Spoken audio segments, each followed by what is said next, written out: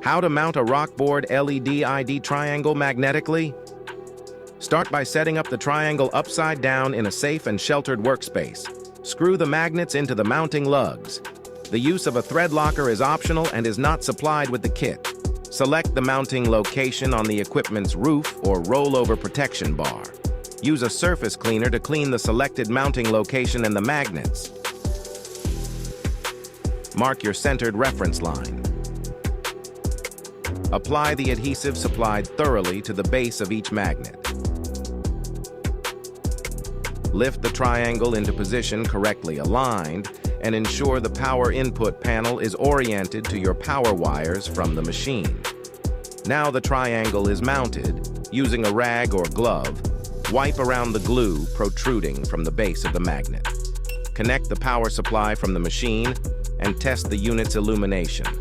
Allow 30 minutes for the adhesive to be touch dry and completely dry in 12 hours.